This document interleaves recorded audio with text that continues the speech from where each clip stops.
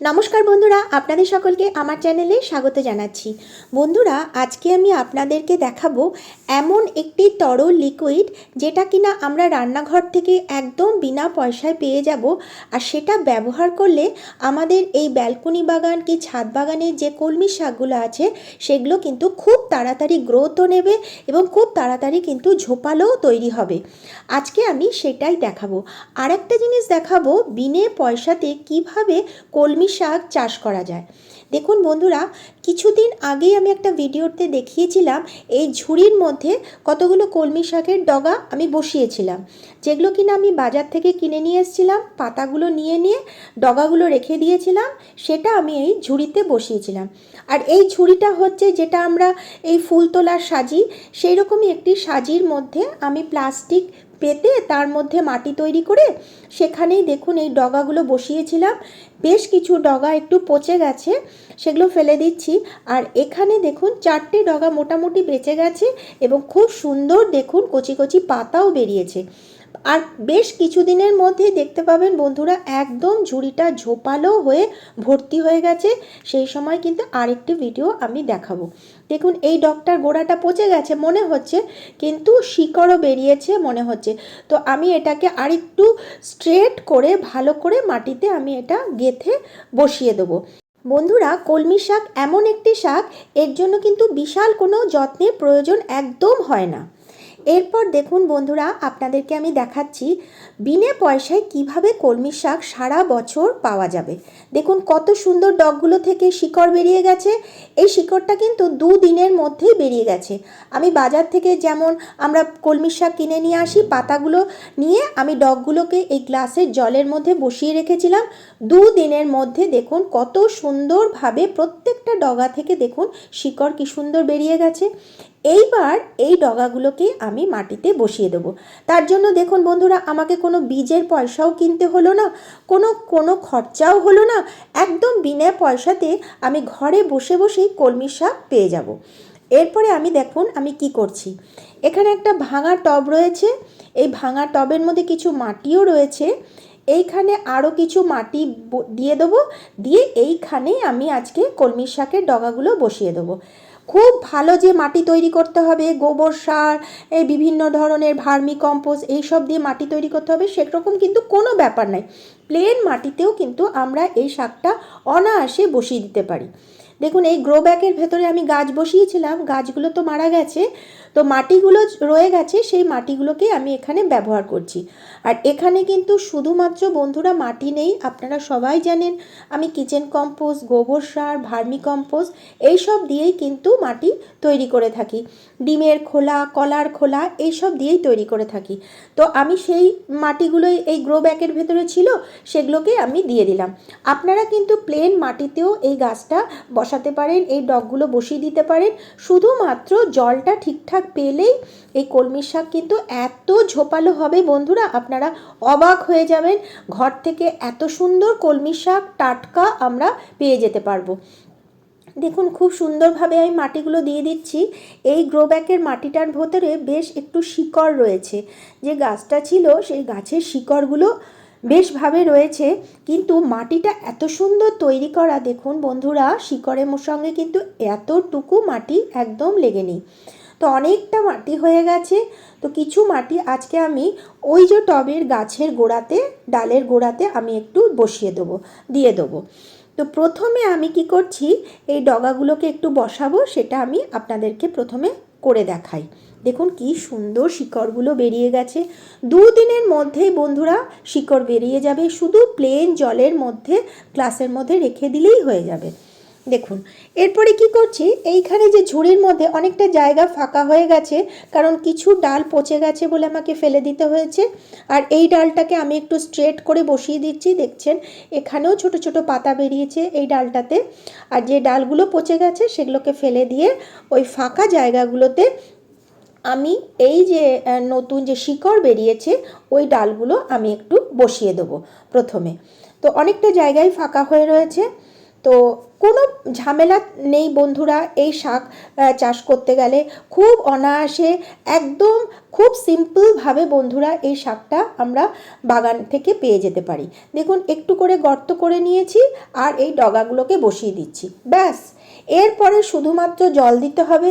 যদি খাবার দিতে চান তাও দিতে পারেন, যদি খাবার না দিতে চান তাতেও কিন্তু আমাদের শাকের কিন্তু অভাব হবে না। শুধু জলটা ঠিকঠাক দিতে হবে, অতিরিক্ত জল দেওয়া যাবে না, তাহলে গাছের গোড়া পচে যাবে। আবার একদম যদি জল না দেন তাহলে কিন্তু গাছ বাড়বে না, কারণ কলমি শাক বন্ধুরা জলেই কিন্তু বেশিভাবে বেড়ে ওঠে। তো দেখুন আমি সাইডে সাইডে একটু একটু করে গর্ত করে এই ডগাগুলোকে বসিয়ে দিচ্ছি। বন্ধুরা আমি চেষ্টা করি যতটা সম্ভব কম খরচে, পয়সা না খরচা করে বাগান করতে। কারণ পয়সা খরচা করে বিভিন্ন রকমের সার ব্যবহার করে বাগান করব, তার জন্য তো আমরা বাজার থেকে সবজিই আছে, ওই সারের সবজি তো আমরা বাজারে গেলেই ব্যাগ ভরে ভরে আমরা বাড়িতে নিয়ে চলে আসতে পারবো। তাহলে আর কেন সামান্য একটু সবজি আমরা যদি আমাদের ব্যালকনি বাগান কি ছাদ বাগান থেকে পাই, একদম পিওর সবজি, তার টেস্ট যা, তার গুণাগুণ যা, তা তো আর বলার নেই। সে সবজির গুণাগুণ বাজারের সবজির সঙ্গে একদমই বন্ধুরা তুলনা করা যাবে না।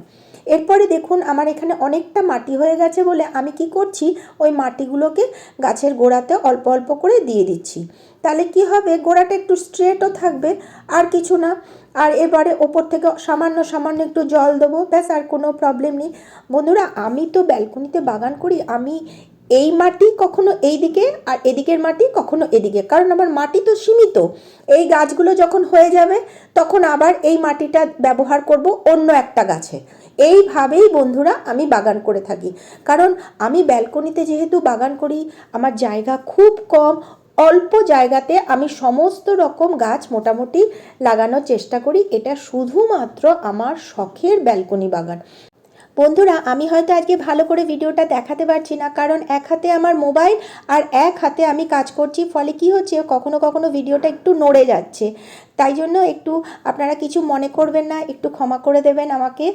এরপরে কি করছি বন্ধুরা, আমি এই যে টবের ভেতরে যে মাটিটা তৈরি করেছি সেখানে আমি দুটো করে ডগা একসাথে বসাচ্ছি, কারণ জায়গাটা খুব কম, তো সেই জন্য আমি দুটো ডগা একসাথে বসিয়ে দিচ্ছি। আবার কি হয় কখনো কখনো দেখতেই পারলেন কোনো কোনো ডগা কিন্তু, সব যে ডগাগুলো বেঁচে যাবে তাও কিন্তু নয় বন্ধুরা, কিছু ডগা কিন্তু পচে যাবে, ফেলে দিতে হবে। সেই জন্য আমি দুটো ডগা একসাথে বসিয়ে দিচ্ছি, একটা বেঁচে গেলে আর একটা মরে যাবে, আর যদি দুটোই বেঁচে যায় কোনো অসুবিধা নেই, কারণ জায়গা আমার খুবই কম।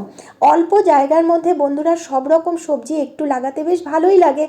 দেখতে সব থেকে মজা কি বলুন তো, দেখতে খুব ভালো লাগে যে নিজে হাতে তৈরি করা বাগান থেকে এই সবজি পাচ্ছি, এটা খুব মানে ভীষণ আনন্দের।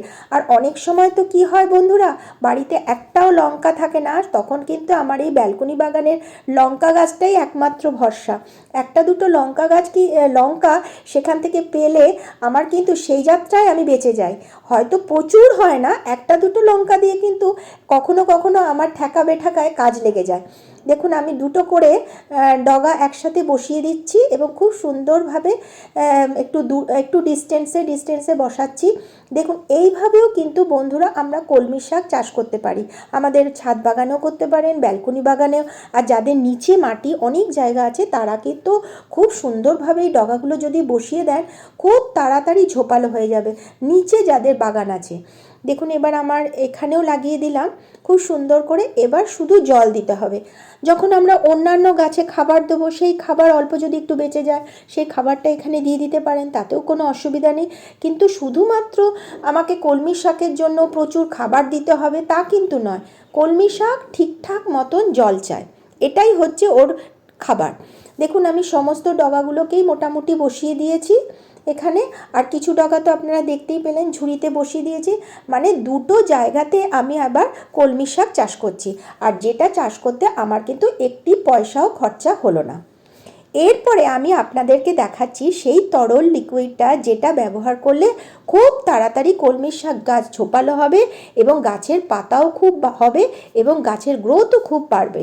এটা হচ্ছে চাল ধোয়া জল।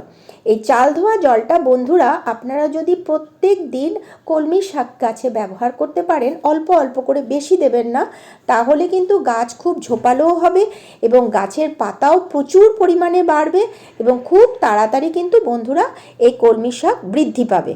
দেখুন আমি এই চাল ধোয়া জলটা নিয়ে নিয়েছি, রেখে দিয়েছিলাম। এখন আমি সমস্ত গাছগুলোতে, ডগাগুলোতে দিয়ে দেবো।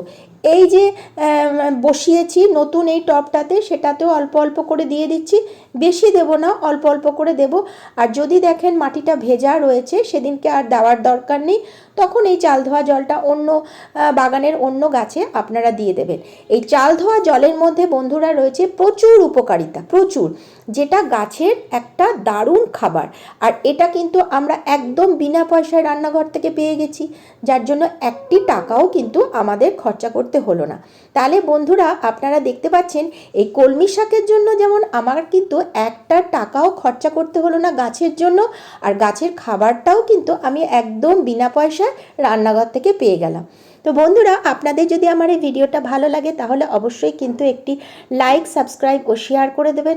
কমেন্ট বক্সে অবশ্যই লিখবেন কেমন লাগলো আমার এই ভিডিওটা। দেখুন কি সুন্দর লাগছে কলমি শাকগুলো।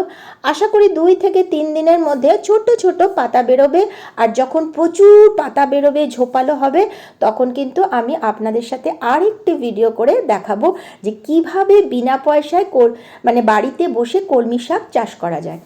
তো বন্ধুরা আজকের ভিডিওটা এখানেই শেষ করছি, আগামী ভিডিওতে আবার দেখা হবে। ধন্যবাদ।